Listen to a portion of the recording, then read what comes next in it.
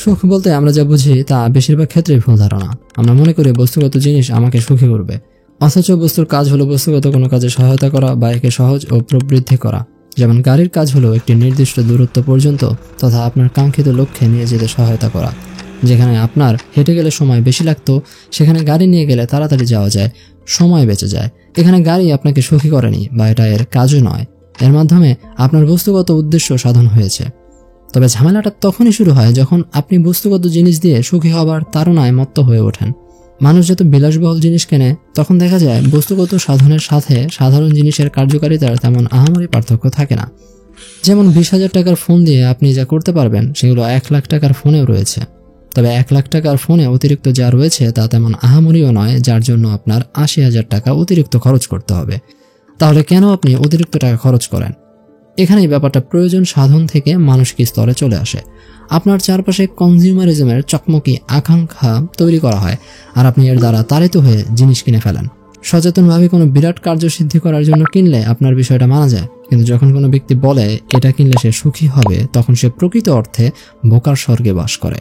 কারণ বস্তুর বস্তুগত প্রয়োজন মেটানো ব্যতীত সুখী করার কোনো সামর্থ্যই নেই, এটা অসম্ভব। মানুষ দুটি জিনিস দ্বারা ভয়াবহভাবে তাড়িত হয়, আকাঙ্ক্ষা ও ভয়। অতি আকাঙ্ক্ষা থেকে তৈরি হয় লোভ, এরপর এখান থেকে জন্ম নেয় মানসিক অস্থিরতা, অশান্তি। আপনি কি কখনো খেয়াল করেছেন আকাঙ্ক্ষিত বস্তু হাতে আসার সাথে সাথে সুখের চেহারা মিলিয়ে যায়? আসলে আপনি যেটাকে সুখ মনে করেন সেটা হলো সুখের স্বপ্ন, যা কোনোদিন পূরণ হবে না। কিন্তু অস্থিরতায় থাকতে আপনার মন ভালোবাসে, সে শূন্য থাকতে পারে না, তাই সে সহজেই সামাজিক পুঁজিবাদী স্রোতে গা ভাসিয়ে দিয়ে বস্তুকেই সুখের উৎস মনে করে। আর এর ফায়দা উঠায় পুঁজিপতিরা, ব্যবসায়ীরা। তারা আপনার মনে অনবরত বাসনার বীজ বুনে দিতে থাকে ও তা সময়ের সাথে সাথে আপনার অচেতনে প্রবেশ করে ভোগবাদী অভ্যাসে পরিণত হয়ে যায়। তখন আত্মতুষ্টিকে আপনার কৃপণতা ও অনগ্রসর চিন্তা বলে মনে হয়। আপনি তখন বস্তুর ভেতরেই আত্মতুষ্টি খোঁজেন, কিন্তু আদপে আপনি নিজের সাথে প্রতারণা করেন। আপনার আকাঙ্ক্ষার উপর আপনার নিয়ন্ত্রণ যে নেই এটা আপনি স্বীকার করতে চান না। আর ভোগবাদিতা যখন আপনাকে পীড়া দেয় তখন সামাজিকতার দোহাই দেন এবং পুঁজিপতিদের স্কেপগোট বানান। তার মানে এই নয় যে পুঁজিপতিদের কোনো দোষ নেই, তারাও দোষী, কিন্তু তাদের খেলার একটি অংশ আপনি নিজেও। আপনার উৎসাহ ও অজ্ঞতাকে তারা মনোপলাইজ করে। আপনি এই জায়গায় অসহায় পুতুল মাত্র। ইংরেজি লেখক ও সাংবাদিক ম্যাট হেগ তার এক উক্তিতে বলেন, happiness is not good for the economy. We are encouraged continually to be a little bit dissatisfied with ourselves. অর্থাৎ সুখ অর্থনীতির জন্য ভালো না। আমাদেরকে অনবরত আমাদের নিজেদের সাথে অসন্তুষ্ট থাকার ব্যাপারে প্রণোদনা দেওয়া হয়। প্রথমত আমরা সুখ কি তা বুঝি না। সুখ বলতে আমরা বুঝি বস্তুকে, আর বস্তু দিয়ে সুখ হাসিল হয় না। তবুও আমরা সুখের পেছনে দৌড়াই। আমাদের ভোগবাদী সমাজ নয়, বরং আমাদের ভোগবাদী মানসিক প্রবৃত্তির কারণে আমরা দিন দিন অসন্তুষ্ট হয়ে পড়ছি। আমরা আরও অস্থির হয়ে উঠছি, সুখ পাবার জন্য আরও মরিয়া হয়ে উঠছি। আমরা মনে করে বসে আছি যে সুখও এক প্রকার বস্তু, একে চাইলেই দখল করা যায়, ভোগ করা যায়। কিন্তু এটা মোটেই তা নয়। যখন আমরা শান্ত হই, দৌড়াদৌড়ি থামিয়ে দেই, তখন সুখ আপনা হতেই অনুভূত হয়। এর জন্য চাই আত্মসন্তুষ্টি। আপনি নিজের মাঝে যখন ফিরে আসেন, তুষ্টতা অনুভব করেন, তখন আপনি খুঁজে পান যে আপনি তো সুখী ও এর জন্য কোনো কিছুর প্রয়োজন নেই।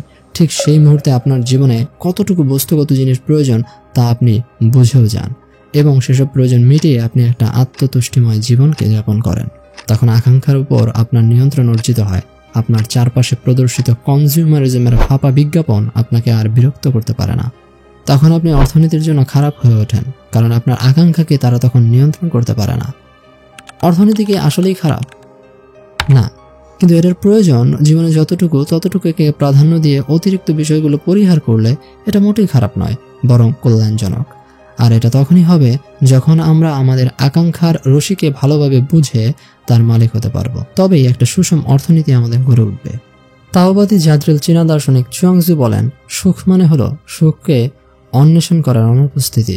আমরা যখন সুখকে অন্বেষণ করি না, তখন আমরা আর অহেতুক দৌড়াই না, আর এই বিশ্রামরত অবস্থায় আমাদের সুখের উপলব্ধি হয়। কিন্তু আমাদের মনের প্রকৃতি হলো তাকে কোনো কিছু অধিকার করতে হবে, দখল করতে হবে। কোনো বস্তুকে দখল করা যায়, তবুও সেটা তার উপযোগিতার কথা বিবেচনা করে। আমাদের চারপাশে যেহেতু একটা বস্তুকেন্দ্রিক বাতাবরণের হাওয়া বইছে, সেহেতু মন সবকিছুকে বস্তু বানিয়ে ফেলে তা দখল করতে চায়। আপনি কোনো মানুষকে ভালোবাসেন, দেখবেন তাকেও আপনি দখল করতে চান, নিজের সম্পত্তি বানিয়ে ফেলতে চান। কিন্তু সে তো বস্তু নয়। আপনি ব্যক্তির মাধ্যমে সুখী হতে চান, অর্থাৎ ব্যক্তিকে দখল করে আপনি তার কাছ থেকে সুখ হাসিল করতে চান। মন সবকিছুকে উপায় বানিয়ে ফেলে, উপযোগের বস্তু বানিয়ে ফেলে। বস্তুকে দখল করলে হয়তো বস্তু কিছু বলে না, কিন্তু ব্যক্তিকে দখল করতে গেলে সে অচেতনভাবেই টের পেয়ে যায় সে আমাকে দখল করতে চায়, আমাকে ব্যবহার করতে চায় বস্তুর মতো। এজন্য সম্পর্ক হয়ে গেলে প্রেমিক প্রেমিকাকে বা প্রেমিকা প্রেমিককে বলে, তুই আমাকে ইউজ করেছিস। মনের মাঝে এই ভোগ দখলের খেলা চলতেই থাকে, কিন্তু কোনো বস্তুকে দখল করা যায়, ব্যক্তিকে নয়। আমাদের সুখের পেছনে দৌড়ানোটা তাই বস্তুকেন্দ্রিক। এ কারণে সুখ থেকে আমরা বঞ্চিত হই, আমরা আত্মতুষ্ট হতে পারি না, প্রশান্ত হতে পারি না। বুদ্ধ বলেন জগৎ দুঃখময়। তিনি এখানে সুখের কথাটা এড়িয়ে যাননি, বরং আমাদের মনের যে প্রকৃতি তা যে সুখকে বুঝতে পারে না, এটির জন্যই তিনি এ কথা বলেছেন। এজন্য জগতের দুঃখময় স্বরূপ যখন তিনি দেখার কথা বলেন, তখন তিনি মূলত মনের দুঃখ সর্বস্ব প্রকৃতির কথাই বলেন। অর্থাৎ এটি যা সুখ বলে মনে করে, এটাতেও সে সুখী হতে পারে না। এর প্রকৃতি হলো দুঃখী হওয়া, তাই তিনি এর ঊর্ধ্বে যেতে বলেন। এ কারণে তিনি ভোগ ও ত্যাগ দুই পরিহার করে মধ্যম পন্থার কথা বলেন। আর এই মধ্যম পন্থা আর কিছুই নয়, শূন্যতা, সবকিছুর বিলীন হয়ে যাওয়া, এমনকি আপনারও অনুপস্থিতি। কারণ আপনি সুখের পেছনে দৌড়াতে উদগ্রীব হয়ে থাকেন, তাই আপনি না থাকলে সুখের জন্য দৌড়ানোরও কেউ থাকবে না, তাই দুঃখও থাকবে না। তাহলে কি থাকবে? প্রশান্তি, স্থির শূন্যতা। এটাকে আপনি প্রকৃত সুখ বলতে পারেন। আমার যা আছে তার সাথে থাকাই হলো প্রশান্তি। আমার কি আছে? আমার কিছু নেই। যখন আমি বুঝি আমি শূন্য, ফাঁকা, এই দুনিয়ার অর্থহীনতা যখন আমি টের পাই, তখন আস্তে আস্তে সবকিছু আমি ভেতর থেকে ছেড়ে দেই, নাটায়ের সুতো ছাড়ার মতো করে। আর যখন ছেড়ে দেই, তখন অনুভব করি আমার একান্ত আমাকে, যা সবসময় পরিপূর্ণ ও প্রশান্তিময়। তবে এমন উপলব্ধি যেমন সহজ তেমন কঠিন, কিছুটা আধ্যাত্মিকও বটে। তবে এছাড়া আমাদের আর কোনো গতি নেই।